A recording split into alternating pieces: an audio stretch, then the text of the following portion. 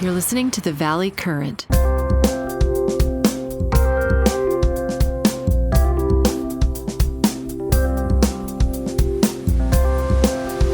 Hey, Bob, you look great. You know, Trump just got tagged in New York in the federal district court for $83 million in damages. A small portion, 5 million or 10 million was compensatory damages for the defamation, not for the rape, for the defamation. And then the rest was punitive damages, which has got to be one of the biggest defamation punitive damages award of record in recent times, for sure, against a political figure, which he was. Well, he is an idiot. I mean, because he was already dinged for this, and then he goes out in the very same day outside the courtroom and repeats it, so as to say, I'm above and beyond all this. No court in the world is going to put up with that. I think he's got an understanding from various lawyers who probably tried to explain to him some nuances that he really didn't hear, that the First Amendment is almost absolute for someone like him, and the immunity that attaches to being a president or even a former president is so huge that he's got freedom to do things other people don't do, but that's not the law.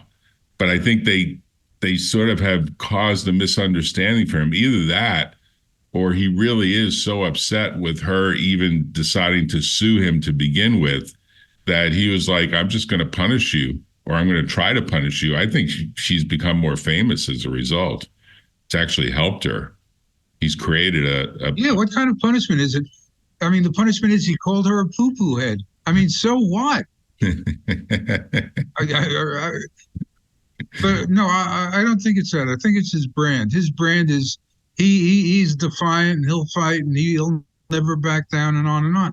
If you remember from many years ago, although I think it still plays today, is there was this weird kind of wrestling where people that were wrestlers, professional wrestlers, created brands of certain sort of moves and actions and defiant behavior. I often think that he's like one of those wrestlers that's improving his brand by engaging in more and more crazy conduct, right? Over and over again.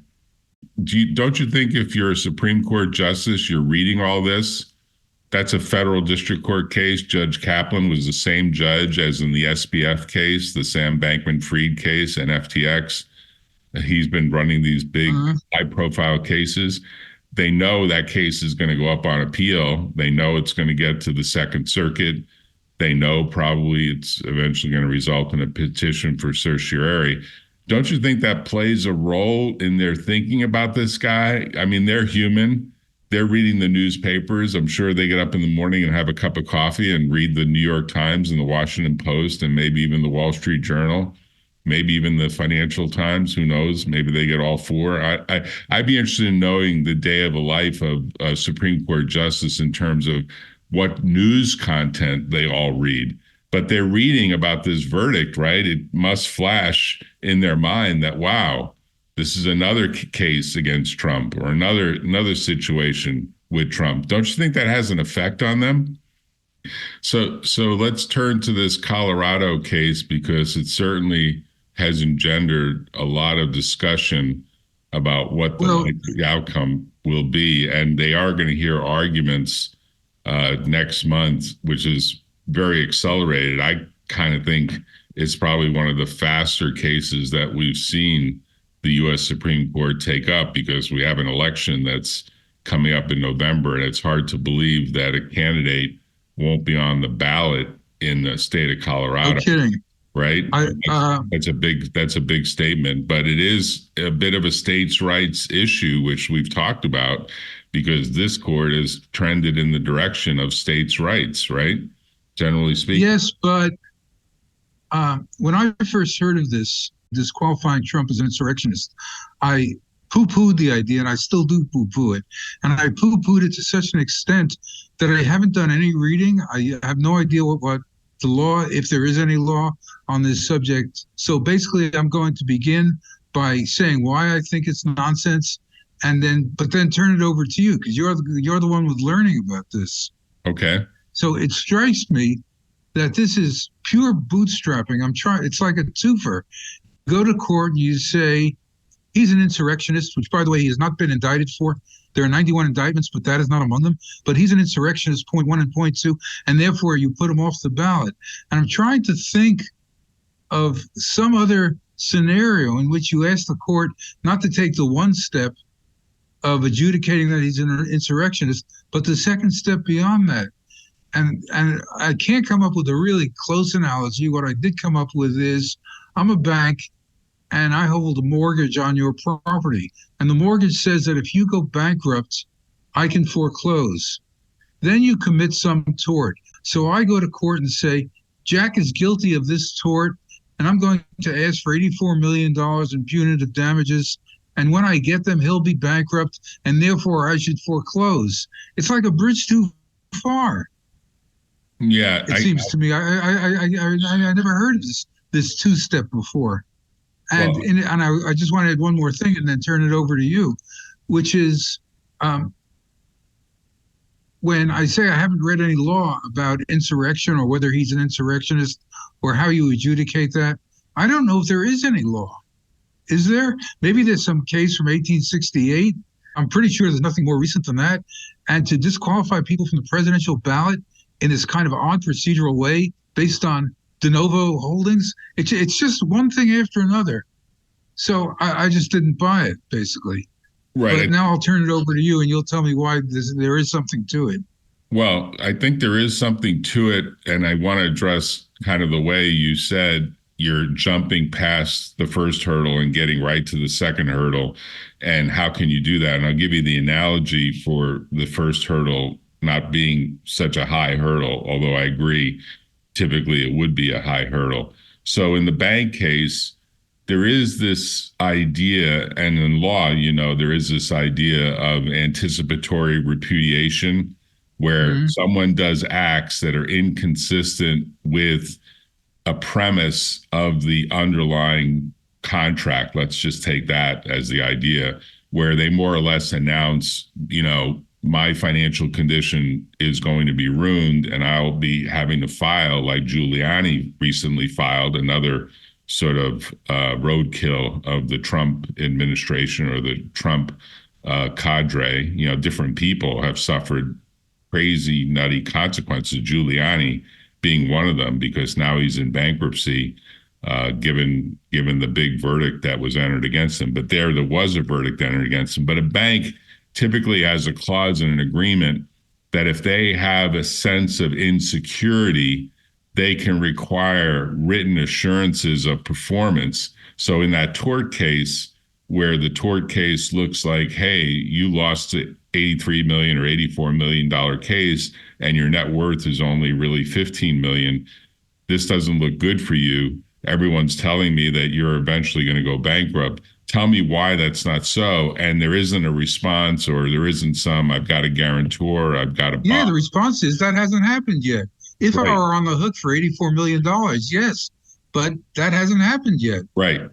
So here, your point is the interpretation in Colorado that played out by the underlying trial judge was that there was enough evidence based really on all of those congressional hearings to conclude, as a matter of interpretation under the 14th Amendment, that he was an insurrectionist. Your point is the interpretation would typically be, show me the actual verdict that was entered in a criminal case beyond a reasonable doubt.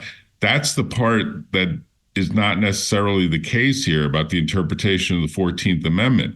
It's not that you have to be criminally charged and criminally convicted and that upheld on an appeal, exhausting all appeals. It has total finality. You're an insurrectionist as a matter of law. That's not in the statute, or that's not in the Constitution, because we're talking about a provision of the 14th Amendment that was entered as a way to stop the Confederates from ever being able to run for office, almost like they were a scarlet letter. So the first hurdle was essentially a civil interpretation based on a lot of evidence that does exist. And the real question is that the standard? That basically you look at all this evidence that's compiled by Congress and presented in a congressional hearing that didn't really result in an actual impeachment? Because I think you would agree if he was actually somehow impeached, which the timing really was not relevant to, right? Because it happened right before he was exiting office. The impeachment stuff really couldn't play out, correct? Well, my problem with the evidence shows, and the evidence is one thing, but insurrection is a term of art, or it should be a term of art. So yes, he did X, Y, and Z. Those are matters of fact. Whether X, Y, and Z equals insurrection, I really don't know. And the reason I don't know is there's no law on point. Is there, or is there? Are there any court cases that inform the court about what an insurrection is? When you show up with an angry mob and interfere with the course of Congress, you're certainly interfering with the performance of official duties. So, and he's been indicted for that, I believe. But if you show up with no guns and call it off after an hour and a half or 2 hours, does that amount to an insurrection, or does it amount to an idiot? I mean, seriously. And I don't know. Is there any law about this?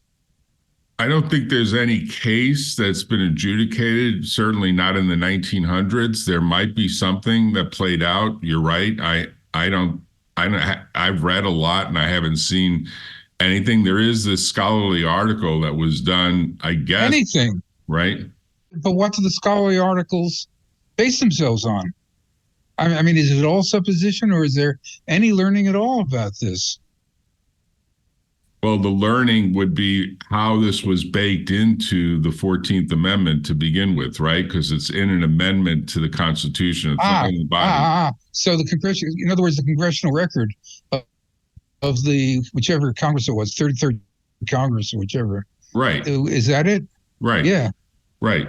Because we're dealing with the 14th Amendment, right? So we're dealing with something that's written some 100 years or so after the original body of the Constitution. And specifically, we're dealing with Section 3, which refers to, acts of rebellion or violent uprising against the authority of the United States, right? Added after the Civil War to address individuals who had engaged in rebellion against the Union, right? Mm-hmm. So that's a question of who gets to interpret that.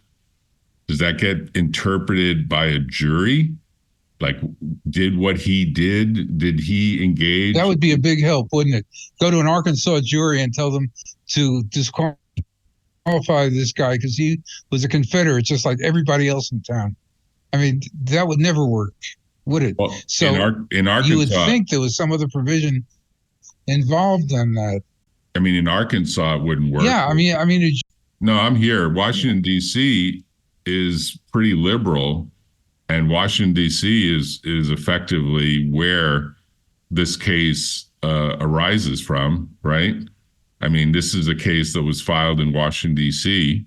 This is a case that was filed in Colorado, but Washington, D.C. is where the United States Supreme Court is. Yeah, is where the cause of action arises, if it did. Right. So if there was a and don't forget, while we're on, go ahead. If there was a cause of action, and if it was brought as a criminal charge, and if that criminal charge were made, it presumably would be made in D.C. where these acts occurred. All the witnesses are there. Obviously, there are actual people that have been convicted for the violence that happened at the Capitol. That was a defacing of public property, and some people actually got hurt, and a few ended up dying.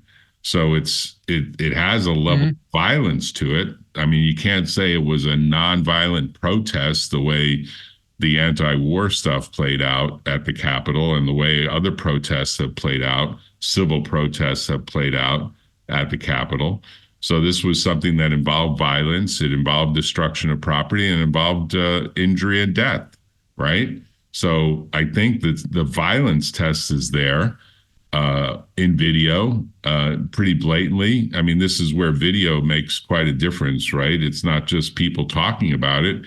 It's people on video that you can watch, and there's segments of it. And I think that was pretty well compiled by the congressional study that was done, right? So you've got that element, you got acts of rebellion, you got that element. The authority of the United States was in the progress of transitioning the presidency. So certainly that was an official proceeding.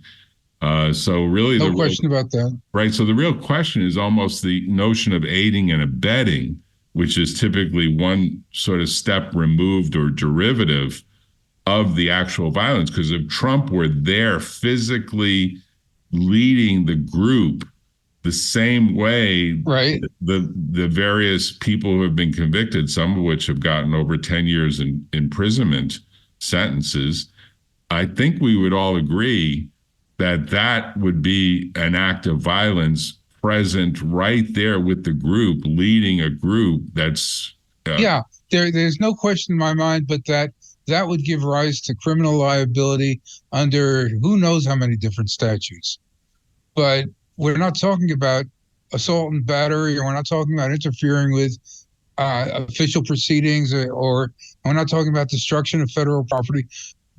We're talking about one specific thing, and how do you decide whether that thing happened when there's no law on point to help you?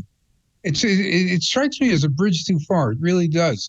Well, I did. Don't forget that if any state court can do this, there are also state courts in Idaho. So I'm some Looney Tune MAGA judge in Coeur d'Alene, Idaho, and I buy into the great replacement theory.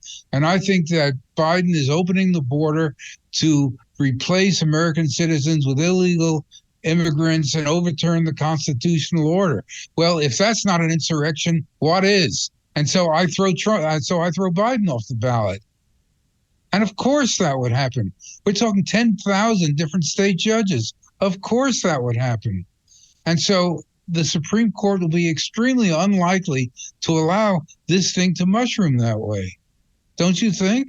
Right. So, and if they did, what kind of result would we have? We would not have a presidential election. We would have 50 different elections with different candidates on the ballot in the 50 states. It's not workable. It's not workable for a national election, which I think is the big policy question that would override any notion of states' rights, which is kind of the interesting conflict here, because the Trump appointments, the various people that were appointed by Trump, they have been mainly states' rights people saying that states' rights are far more important than federal power and that federal power should be diminished. But you asked a question a minute ago about cases, and there are a couple of cases from the 1860s that are often cited and are cited by the Law Review article. One of them is a case called the United States versus Powell, 1869. A former Confederate officer was appointed to a federal position. The court held that the appointment violated the 14th Amendment.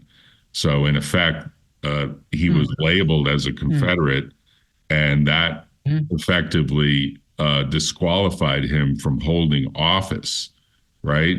Basically, served as an officer in the Confederate Army equals being an insurrectionist, said the court. Right. So you could say... Yes. You could say if you say this event was a form of violence and rebellion that is within the scope of insurrection, conceptually, at least for the various people that were charged and convicted, I don't think those people can hold federal office ever. Do we agree with that much? Those people that have been charged and convicted and are now in prison, they can't possibly hold federal office, can they, after they get out? Well, yeah. So the key difference is that there's an existing adjudication in all those cases. So I can give you all those cases and without my position being damaged, it seems to me. If there were an existing adjudication, and in fact, as I say, there's not even an indictment. If there were one, you would have a fairly strong case, but you don't. And I'm actually wondering why not. What took Merrick Garland 2.5 years to get rolling? Yeah. I mean, had he started in 2021 instead of the middle of 2023, it would be a different ball of wax, but he didn't. Yeah. So let's then turn for a second to this idea that, let's say that there is a right of a court, a state court, to interpret the 14th Amendment. I think there actually is some law that supports the view that state courts do get to interpret the law. Now, maybe they're not the final word on it, right? So let's say, just for the sake of argument, that the Colorado district judge, district court, was correct as affirmed by the Colorado Supreme Court, which is presumably the court of last resort in the state of Colorado. And this is an interpretation of federal law, so there's a federal question here. So then the petition for certiorari is filed because obviously Trump is injured, as arguably is the Republican Party, by not being able to have voters in Colorado vote for Trump. I guess they could vote for Haley. I guess she would win Colorado by default. That's kind of an interesting question. If people write in Trump's name, what happens then, right? Haley doesn't represent the Republican Party at this point. No, I know. Haley could be on the ballot as an independent or something, but not as a Republican, because she doesn't represent the Republican Party now. Right. She's got to be nominated, and I guess she's still pushing in that direction, as though it can occur based on so many different risks that Trump still takes, right? There's scenarios like Trump is sent to the loony bin. Yeah. So I wouldn't drop it out if I were she either. What would be the point? I mean, there's all sorts of scenarios, right? But the Haley possibility is not going to make the situation whole. The fact that somebody else, by some procedure not yet invented, could be put on the ballot doesn't answer the question of whether you can remove somebody from the ballot because you think he's a bad actor, although there's no finding to that. So you're left with the idea that the court will make the finding itself, and having made the finding, then remove people from the ballot. The court is bottomed on the fact that there is a holding that they have done these things. Right. I mean, that adjudication arguably should be at a criminal level in the ideal case, and that's probably what else could it be? I mean, is there any civil? There's no civil cause of action for being an insurrectionist, is there? So I mean, it's criminal or nothing. Well, it's criminal, but it's also a question of interpretation of being able to run for office. So there are cases. I guess there's a few other cases where people that were involved in the January 6th insurrection, in one form or another, maybe not with any criminal charges, but there was a whole lot of people that were there on camera, and then they sort of apply for office. And there have been a few other cases, I guess. I just did a quick search to see if there's anything there, and they say there was a case involving a commissioner in New Mexico where the court in New Mexico held that he did not have a right to become a commissioner in a state type of office based on his participation at the January 6th insurrection. Now, that to me is sort of an analogy. It's an interesting analogy. It's obviously not a presidential candidate that's supported by a national party.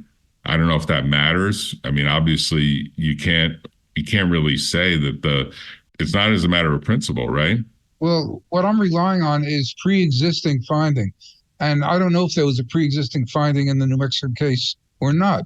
If there was not, then your case is strengthened, obviously. Right. Because to me, the Colorado judges, assuming everyone agrees they're neutral, a bunch of them made a decision, albeit, 5 judges, if you count the district judge plus the 4 Colorado Supreme Court justices versus 3 dissenters. I mean, the typical view is, they get to decide what the law is. In the case that's before them, the case was very specific. Now we've got 9 justices on the Supreme Court that will hear arguments next month. And the real question is, what do they do with this? And I think what you're saying, as a matter of policy, absent a criminal conviction, they really should just say the first hurdle is not necessarily true. He's not necessarily an insurrectionist until something more solid is actually proven beyond a reasonable doubt. The standard that they used in Colorado was not beyond a reasonable doubt. It was a preponderance of evidence, and there certainly was enough evidence, I think, at least most people would say. There's a preponderance of evidence for what proposition? For the proposition that he attempted to interfere with a pretty important official undertaking? Yes, no question about that. I don't think anybody will question it. Do you have an idea of how the court will come out on this? Well, I think everyone is assuming that it's going to be a very narrow decision that is almost the way we started this, which is there's a procedural hiccup here that arguably is traceable to the Attorney General not acting a lot faster to get some sort of federal adjudication to happen. Something where you could say, look, this is a federal district judge with a federal jury under the federal rules of evidence, under the federal procedures, the federal rules of civil procedure, if it's a civil case, because your point is, well, how is it a civil case? It should have just been a criminal case, right? He should have actually been. How could it be a civil case? Well, it would be effectively a civil case by the United States for destruction of property, and you'd get insurrection decided as part of a civil tort that he led a conspiracy. So the Attorney General would ask for a declaratory judgment that Trump is not in future eligible for federal office. Right. Yeah. The problem is, if that's a good theory and it doesn't sound bad, then that didn't happen. Right. It didn't happen. And you could argue that for whatever reasons, action wasn't taken fast enough, and action isn't being taken fast enough. And there's going to be effectively no federal adjudication fast enough to get to the next month's oral argument. So next month's oral of course not. Next month's oral argument is going to focus. It hasn't started, let alone finished. Of course not. Yeah. Right. So next month's oral argument is going to focus on what is the power of a Colorado state court to do this interpretation, which more generally is what is the power of states to adjudicate under the 14th Amendment. And when they adjudicate under the 14th Amendment, what standards should they use for not only deciding the physical presence of a person on a site, trespass, okay, but also the question. Now I get what you're driving at. Okay. You've got this thing about the Alito Gorsuch wing is big on states' rights, but being big on states' rights will not give them the outcome that they want. So what will they do with that? Right. That's exactly the policy/politics point of how do these states' rights enthusiasts, which would normally say Colorado is a state of the 50 states, they get to decide who is going to be allowed to be on a ballot in that state, even in a national election. And they have made an interpretation, albeit one that not many other states, I guess the state of Maine has stayed, the court has stayed a decision by the state officer who said, I'm not putting him on the ballot as well. You could argue that this is sort of along the lines of you could have 50 different states decide this in different ways. It looks like Maine. Yes, and then what happens? Right. That's the conflict here, which is if you don't say there's a national policy that really should have driven the Attorney General to act far faster to get a federal decision with national effect, and you start to leave it to the states. Do you agree with me that we could not have federal elections if Alaska could put Biden off the ballot, and who knows, Wyoming would put Kamala Harris off the ballot, and Colorado will put Trump off the ballot? You won't even have an election after everybody's through with it. Right. It becomes this conflict of... Am I right or not? Right. Well, it becomes this conflict of where do national interests trump, to use the small t word, Trump, the idea of states having power to decide how they run their elections. Well, don't say Trump, say stomp. Yeah, to stop. Okay. Right, to stomp on. Stomp. Yeah, stomp. Yeah. I think stomp is the right word. So in general, it's a tricky issue because these states' rights people really go often to lengths to say, states are almost like little countries, like the European Union, right? It's got whatever number of countries, let's call it 28, maybe it's 29, maybe it's 27. It sort of varies. Yeah, I think Britain left, but somebody else joined. Yeah, exactly. I think that's right. But they're countries, and they've got independent power as countries, even though there's a European Union that's sort of like a federalization of the Union.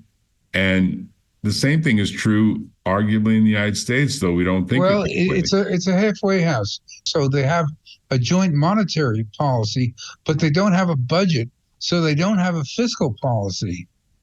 Okay? Right. So they have the euro, roughly analogous to the dollar, although not every country uses the euro, but there's no analogy to the federal budget at all. So it's like this halfway house, and that gives rise to one problem after another. But it's nothing like the United States. Right. It seems to me that there has to be uniformity in federal elections, regardless of what states want or don't want. And the interesting thing is how Alito will bring himself to say that, because no other conclusion is possible. Right. And if you're Robert, have the system work. And then the other side of the coin is, what will Sotomayor do if she's put in the position of having to keep Trump off the ballot or having to uphold the uniformity of federal elections? Right. So, I mean, it cuts both ways, after all. The politics of it are so it'll be interesting, yes. It'll be interesting, and what I'm imagining is they're already circulating drafts of this opinion, and if Roberts proves himself to be a great leader of the court, which I think this is the ultimate test for him, he's got to get a unanimous decision. He's got to imagine saying, we have to be so clearly 9-0 that this is the way it works in the context of a national election, that there's no argument to be made in any context whatsoever that even the legitimacy of the Supreme Court is being questioned. This has got to be a very strongly written 9-0 decision written by Roberts in a way that says, this is my crowning statement of the power of the court as a way to keep the rule of law. The video is off, or you would see me nodding about all of that. And I'm sure Roberts would love, is his beau ideal, and I'm sure he wants to write that opinion, but can he get there? Well, he's got to be writing it right now. The oral arguments are just going to be... Well, he's got to get everybody on board. He's got to get everyone on board. And the interesting question that I'm sort of trying to imagine in my own mind is I'm trying to think of what is a day in the life of these justices where they wake up to a newspaper like the Washington Post that says Trump just got tagged for $83 million in a case where it was found, not criminally, but civilly, that he committed a rape in a department store dressing room of a quasi-famous author who's now become far more famous. I'm sure her books are selling a lot better as a result, and then committed a defamation about it that resulted in a civil liability with... Serial defamation. Right. Yeah. So that's all personal to Trump. I mean, Trump is one of the biggest assholes and fools in world history. That's for sure. right. But in that case, That's on the one side. On the other side is the institutional question of, can we have 50 different ballots for one federal election? right. And it seems totally obvious to me that the answer to that is no. Okay, so let me just end with this question. If the answer is no, then what I infer from that is the next Trump-like character, maybe in the next 100 years, if you say a crazy person gets to a high official position like Hitler did in Germany, maybe every 100 years we get that black swan event. At some point in the future, maybe 100 years from now, if the republic lasts that long, there's going to be someone who says, I can actually lead an insurrection on the change of my presidency. I can just stay in office and defend myself and fight to the end. And I'll be able to run again in a national election if I can get party support to do it. And I can avoid a criminal charge and a criminal indictment and a criminal conviction, right? That would be the new. This is all predicated on Merrick Garland taking 2 years off. Yeah. I mean, I agree. And I agree that if a Trump-like character pulled all these stunts and the Department of Justice did not respond, okay, then he's in the clear. Yeah. I mean, it enables. But it's predicated on the Department of Justice not responding. Because if you think about the ultimate consequence here, if he gets to be president, if somehow a rabbit gets pulled out of a hat and he gets to be president because people hate Kamala Harris and say, if he's going to keep Kamala Harris, I'm not voting, I'm not showing up, I'm not voting for him. Let's just pretend that's the case. And he wins. I don't think that's a reach. I really don't. I really don't think that's a reach. He's going to pardon. If it were anybody but Trump, I would not support the Biden-Harris ticket. Right. So he's going to pardon. He's going to pardon everyone, right? Including himself. He's already said he's going to pardon all of those people who are serving time for that insurrection. He's like the leader of the insurrection. If you want to look at the best evidence, he's like the leader saying, don't worry, when I get to be president, I'm going to pardon you. I mean, it's a funny sort of collateral piece of evidence in a way, right? Yeah. I mean, that's his brand. That's his brand. Yeah. That's his brand. He should have been taken down for that, but he wasn't. Exactly. So we can say there are lessons, and maybe you're sort of pointing to the dicta that will be in the opinion is the way to deal with this problem in the future is the next attorney general's got to move quickly to get a federal adjudication of one sort or another when something like this happens. Yes, I hadn't thought of the declaratory judgment before this conversation, but yes, that would be very apt. And you have to say to yourself that if Trump gets to be the next president, most people will, of any sort of depth of thought, will say, well, he ended up doing something on procedural grounds that could have been avoided by some greater, faster action by the new administration that came into power.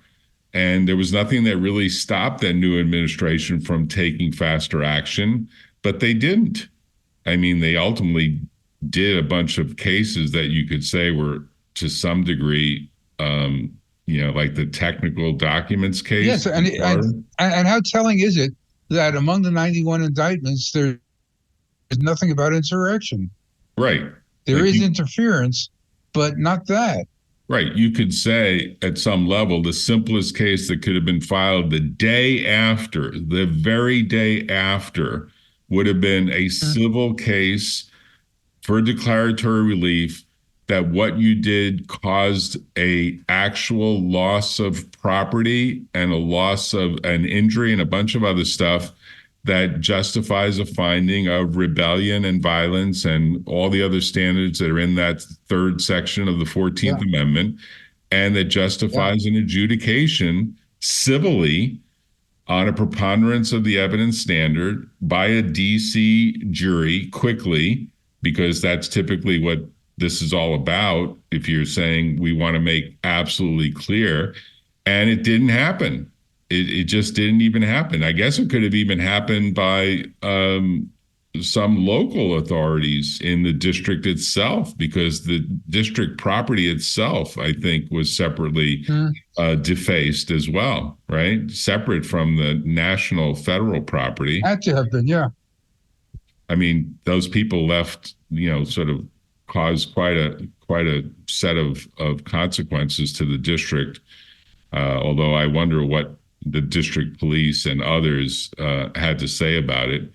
But at the end of the day, it's pretty clear that actual people that committed the violence on site were charged and convicted, and some of them are serving prison sentences and are hoping that he gets elected, and are hoping that he gives them the pardon that he promised. I assume he would do that on literally his first day in office, right? I'm sort of musing about something else, and that is, what will the Sotomayor, Jackson, Kagan people do when it's a matter of either we have federal uniformity or we put Trump back on the ballot? Either we put Trump back on the ballot or we do not have uniformity in elections. And I'm wondering what they will do. I really am. Right, because you've got a divided Supreme Court. It's as divided as the nation is. And you've got Roberts, who has to show very strong leadership in a way that probably no other Chief Justice has necessarily faced, although I think there was something that came up during the civil rights protest era where... Well, not with these base materials, that's right. Right, but wasn't there one where Berger or one of the justices did a 9-0 leadership kind of decision? I'm trying to remember what it was, but people thought, wow, he really showed leadership in getting a court to be uniform on some question back in the 1970s or maybe 1980s. I think it was 70s, and I think it was during the Vietnam War. And I'm trying to remember that decision where people said that was an act of leadership. I don't remember that. Yeah, I'm trying to remember. A lot of people think Earl Warren and Brown versus Board of Education was pretty good. Okay, yeah, so 1950s, maybe I'm confusing it. You're right. Probably in the 1950s. Yeah. So it's going to be interesting. I think the briefing is some of the technical briefing of was he an officer and all that jazz is sort of like footnotes to the story. I mean, the story really at the highest level is what we're talking about, which is when does national policy just take over and more or less almost have to preempt whatever a state decides to do on its ballot, right? I mean, you could argue that they can try to slice a tomato. I'm saying yes. Right. You're saying yes. And I think most people would say that's what makes the most sense, because you can't fractionalize this in a national election. But let me ask the final question. How do you vote from overseas? Do you get your mail and you send in a ballot by postal mail, or how do you do it? Oh, I could. I mean, I guess I could if I wanted to. So I think we should be watching what plays out here, and it would be interesting. I'm sure they will broadcast, and I'll get you the audio of the oral argument as soon as they put it on the site, and we should then. Great, you succeeded at one thing, which is you really got me going. I thought the thing was open and shut. And as a matter of outcome, I still do think that. But in terms of both wings being pulled in opposite directions, that is really going to be fascinating. Right. That to me is the study of leadership that probably very few people will do, except maybe 10 or 20 years from now, on Roberts and what Roberts will do as his crowning achievement, because he's not necessarily in the best of health, according to various reports. Wow. And this has to be viewed as, hey, I really want to make a statement here. I mean, he's got to live and be so excited about pulling together a very diverse group of people. And in the context of how the court operates, because I don't think they go to the Supreme Court building or those offices anymore. I think they operate more or less virtually from wherever their actual homes are located. I mean, they probably all have apartments in DC for sure when they're in session, but reality is they come from different states. Gorsuch is in Colorado. It's ski season. His family is big in Aspen. I'm sure he loves to ski in Aspen. It'd be interesting to know how they actually get their work done, but he's got to pull these people together in a room in a way that shows immense leadership about the goal of a 9-0 decision in making it clear what needs to play out as a matter of federal precedent under the 14th Amendment. And that is going to be no small achievement if he pulls it off. And people are going to be talking about that leadership going forward for many, many decades. And that will be a model for Chief Justice role in the future.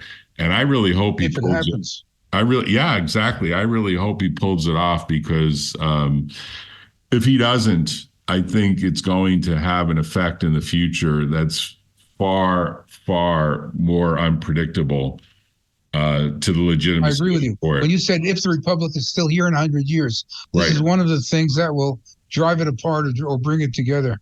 Right, exactly. Yes. Just to let you know, there is this concept of a global Starlink that you can put in your backpack.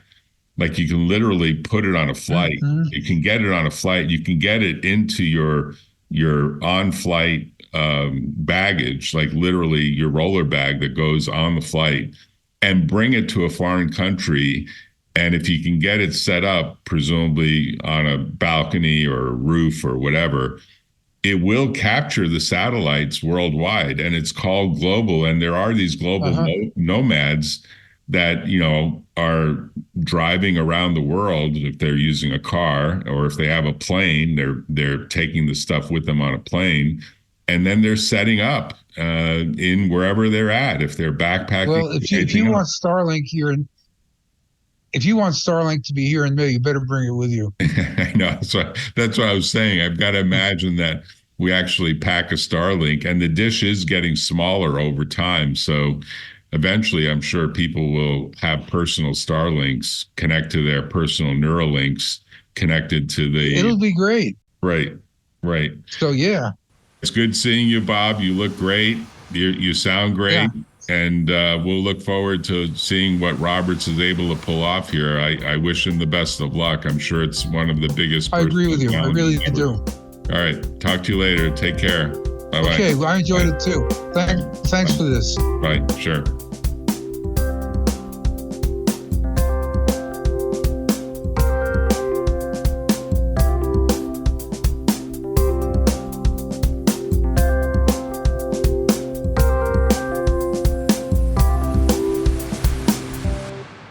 Tune in next time on the Valley Current.